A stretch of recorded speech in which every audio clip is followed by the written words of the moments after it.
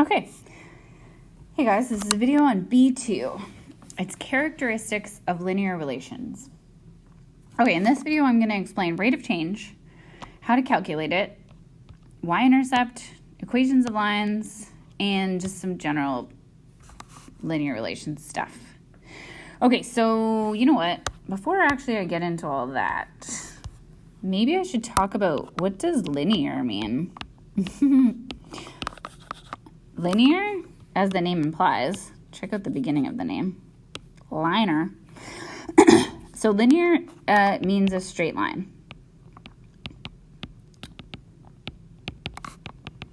Or when you're looking at two variables, when you're looking at the relationship between them, it has a proportional relationship, like the slope is constant.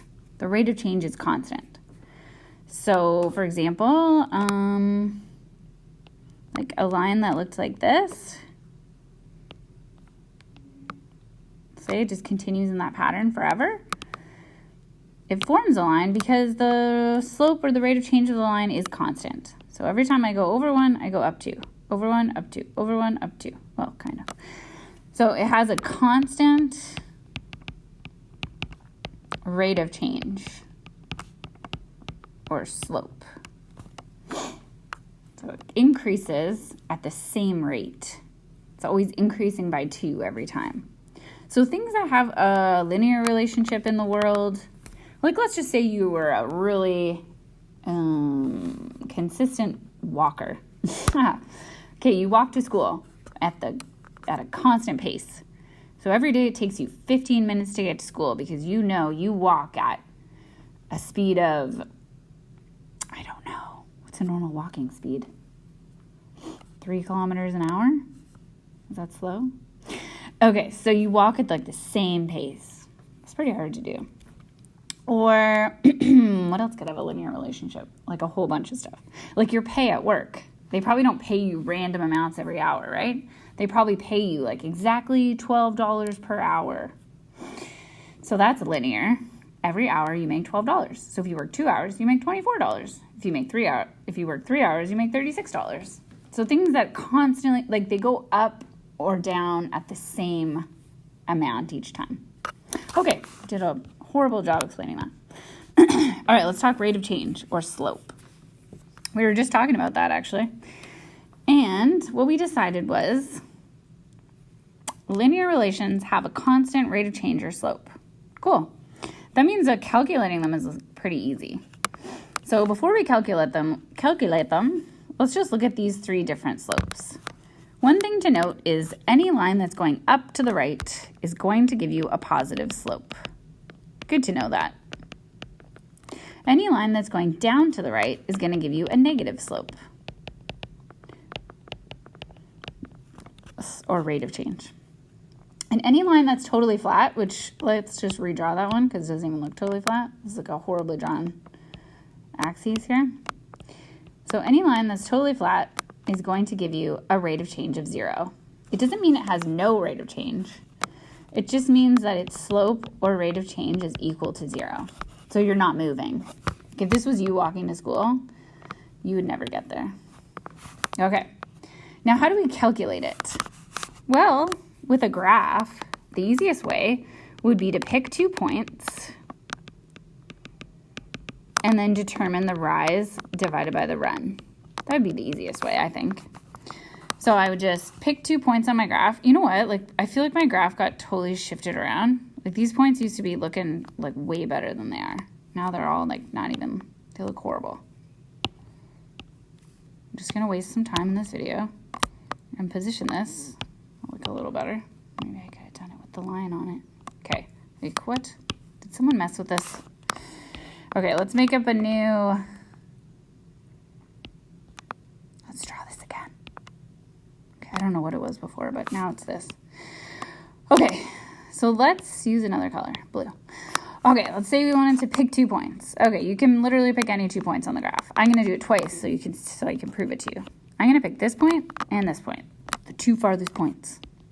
I'm gonna make myself a little triangle, like a right angle triangle, and I'm gonna find the rise over the run. Okay, so my rise is this guy right here. So I look at my y-axis and I notice this point is at 30 and this bottom point is at 0. So that is a distance of 30. That's my rise. And on the bottom, I notice I start at 0 and I go all the way to 8. So the run would be 8. So if I had to say my rise over my run, rise divided by run, I would say 30 over 8. Okay, I could probably reduce that a little. Okay, I know they're both divisible by 2, so let's say 15 over 4. Amazing. And if I wanted to get it like a decimal, I could actually do 15 divided by 4, and I know my rate of change would be 3.75. Now, who knows what format you'll want them in? Like, it just depends on the question. Okay, cool. Now, let's just say I'm just proving it to you that I could actually pick any 2 points on my graph. Or I could erase my whole graph. I wonder if I could just delete that blue point. I can't. Okay, we'll pick another color. Yellow. Okay, let's say I wanted to pick these 2 inside points. You could. It's going to be really hard to see because I chose yellow. But I can see my rise is, it goes from 10 to 20. So that's 10. A 10 rise. And over, I know this is actually 2. So from 2 to 4, my run would be 2. Oh my God, it's different. Does it seem weird to anyone? Did I do something wrong?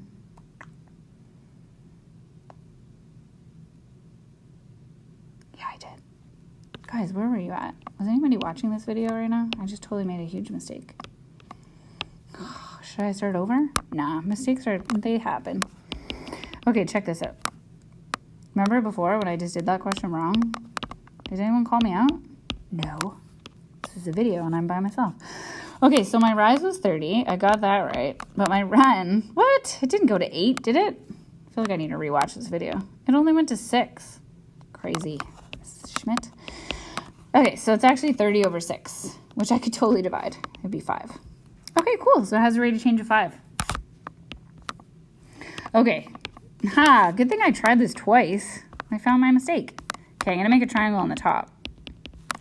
Okay, now I can tell my rise would be, it's 10. And this one would be 2. So 10 over 2 still equals 5. Ha, okay. Doing it twice totally helped me find my mistake. All right, let's try the next one, and let's try to not make a mistake. But mistakes are cool. If you do make them, no big deal. All right, so I'm going to pick 2 points. I think I'm going to pick 2 points close together because that worked out for me last time. Okay, I'm going to make a triangle. Doesn't matter if you make it on the top or bottom. Okay, so since this graph doesn't have a scale, it's using all 4 quadrants of the graph, we can assume that each thing goes up by 1. You can just assume that if it doesn't have a scale. Okay, so this rise looks like a 1, and this run looks like a 2. But I'm actually going to call this rise a negative 1, because it's kind of going down 1. And I know that that direction is a negative slope. So rise divided by run would be negative 1 over 2. So that would be my slope, or rate of change, negative 1 over 2. P.S. Sometimes we use the letter M to represent slope. So you could do that. All right, that's how we calculate slope. Okay, let's look at y-intercept. Okay, so y-intercept couldn't be easier. The y-axis is your vertical axis. So we just look, oh my gosh, someone's messing with me. Someone came and moved all my graphs so they weren't on. Okay, that looks better. Okay, so my y-intercept here looks to be at 5. So I could either say y-intercept of 5, or I could write it as a coordinate. So on the x-axis, it's at 0, and on the y-axis, it's at 5. 0, 5 would be my y-intercept. Okay, next question. Looks like I have a y-intercept right at the origin, which means my y-intercept is at 0. 0, 0.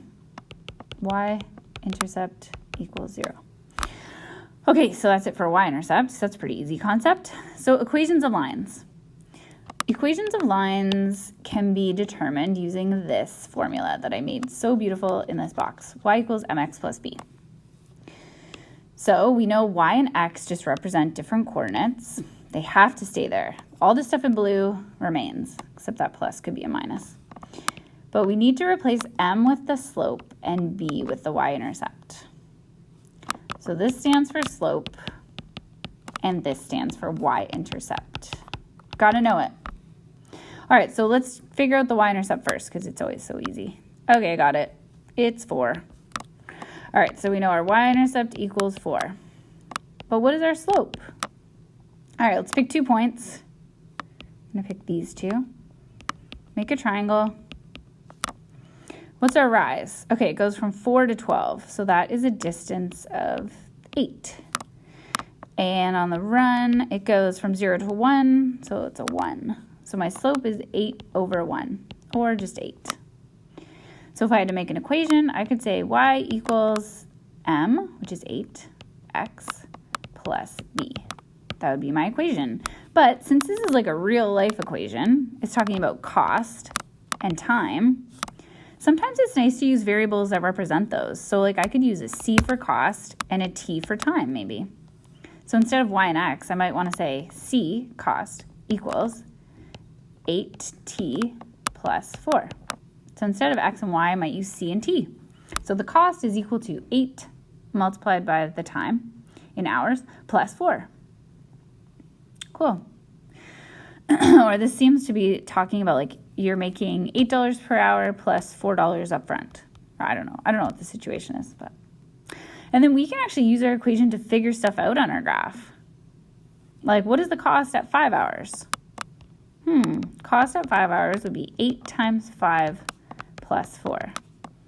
So 8 times 5 is 40 plus 4, 44. So we know at 5 hours, our graph would be at 44. Let's check it. 44. Yeah, we did it right. Cool, so equations will be handy things for figuring stuff out. Okay, and last, I got a real life situation here. Pumpkin patch, they charge $12 admission, so $12 to get in, and $6 per pumpkin. So let's say you wanted to create a table of values that talked about, I don't know, the cost of buying pumpkins at the pumpkin patch. So let's say you bought no pumpkins. 1 pumpkin, 2 pumpkins, 3 pumpkins, 4. Let's analyze all these situations. Okay, I'm going to the pumpkin patch and I'm not going to buy a pumpkin. How much will it cost me? $12 admission. Let's say I want to buy 1 pumpkin. Okay, so I have to pay my admission, $12, plus $6 for a pumpkin. So 12 plus 6, 18. Okay, I want to buy 2 pumpkins actually. So that's $12 for the pumpkins. $12 to get in, $24. Okay, I want to buy 3 pumpkins. 3 times 6, 18. $18 for pumpkins. $12 to get in. 18 plus 12, 30. Do you guys see a relationship in my cost? It appears to be going up by 6 every time. So 36 and 42. Okay, so that's how you create a table of values from a description. Now we can use our knowledge of, remember we learned something called first differences? First differences are what are the change in your y values? Looks like they're going up by 6 every time. And first differences can help us determine if a relationship is linear or not. So since these first differences are all the same, we know it's a linear relationship. First difference is same equals a linear relationship. Linear relation. Now we can even graph this relationship. So number of pumpkins, maybe I'll just go up by 1. Got to pick a scale. The cost, I don't know. What should I go up by? 5, 10, 15, 20, 25, 30, 35, 40, 45, 50. Yeah, I'll go up by 5s. Okay, and then you just plot the points. So if I buy no pumpkins, I have to pay $12. If I buy 1 pumpkin, I have to pay $18. 2 pumpkins, $24. 3 pumpkins, $30. 4 pumpkins, $36. And you get it. And we're going to make a straight line like this.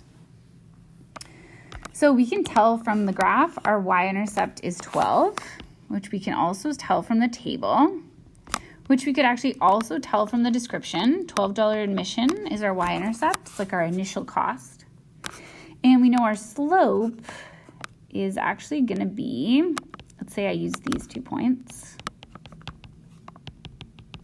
So I know this is 12. So from 12 to 30, I have an increase of 18. Did I get that right?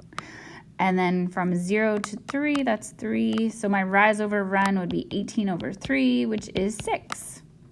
So my rate of change, or my slope, is 6, which I can tell right from the question because it says $6 per pumpkin. So that's like my rate. That's how much my relationship increases every time. Every time I add a pumpkin, I go up $6. I can also tell my rate of change from the table because the change in cost is like the rise and the change in pumpkins is like the run. So my run is going up by 1 and my rise is going up by 6. So rise over run, 6 over 1, 6. So there's so many different ways to get the y-intercept and the slope. So you should be comfortable graphing, making tables, and all that. Okay, and finally, there's 2 words that we haven't learned yet, partial and direct variation. Very easy words, easy meanings. Partial variation means that there's a y-intercept that's not 0. So y-intercept is not 0. Direct variation means the y-intercept is 0. So there's no initial value. So this guy is an example of partial variation. Just a fancy word to tell you that the relationship doesn't go through 0. There's some kind of initial cost, $12. Whereas, this one gets partial variation too because it started at 4. But like this situation would be direct variation because it goes right through 0. So it has no initial value. Here's another direct variation because it goes through 0. And that's all direct and partial variation are. Okay, the